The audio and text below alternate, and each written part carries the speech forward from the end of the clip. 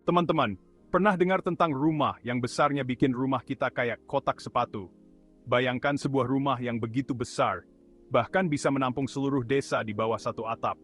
Kita lagi ngomongin Huma Betang, rumah tradisional suku Dayak di Kalimantan Tengah, Indonesia. Rumah ini bukan hanya besar, tapi juga penuh dengan sejarah dan budaya. Bayangin satu desa tinggal di bawah satu atap. Setiap keluarga punya ruang sendiri, tapi mereka juga berbagi ruang bersama untuk kegiatan sehari-hari. Rumah-rumah ini benar-benar mengesankan, beberapa panjangnya lebih dari 300 meter.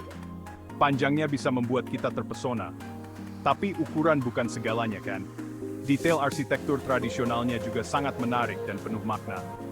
Yang bikin Huma Betang istimewa adalah hubungannya dengan cara hidup suku Dayak. Mereka hidup dalam harmoni dan saling mendukung satu sama lain. Selama berabad-abad, mereka hidup selaras dengan alam, dan Huma Betang adalah buktinya. Alam dan budaya mereka saling terkait erat. Ini bukan sekadar rumah, ini simbol budaya mereka, sejarah mereka, dan rasa kebersamaan mereka yang kuat. Setiap sudut rumah ini menceritakan kisah tentang identitas dan warisan mereka. Sekarang kita bahas ukurannya. Huma Betang adalah salah satu rumah tradisional terbesar di dunia. Huma Betang bisa sangat besar, mencapai panjang hingga 300 meter dan lebar 15 meter. Bayangkan, itu seperti 3 lapangan sepak bola yang disusun berjajar.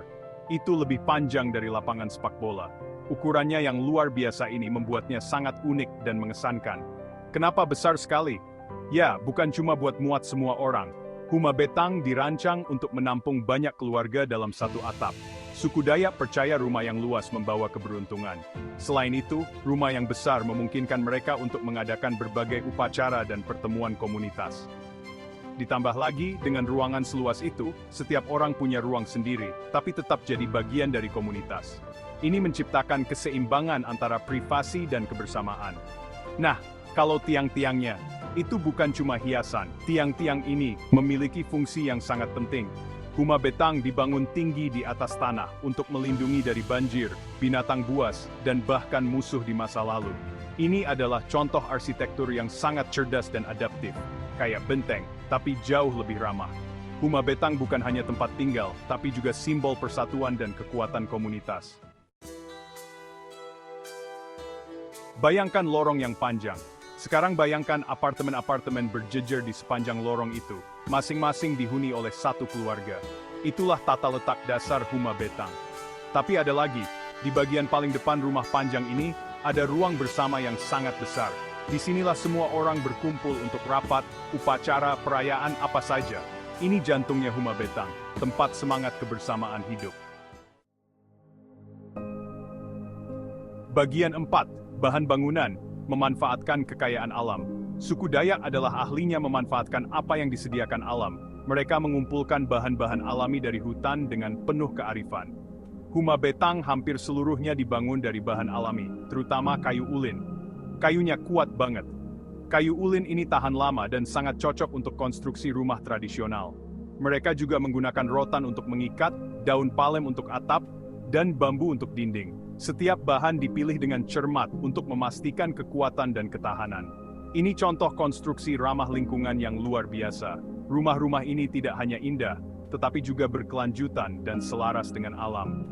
Yang lebih keren lagi, mereka menggunakan teknik tradisional seperti sambungan pasak yang diwariskan turun-temurun.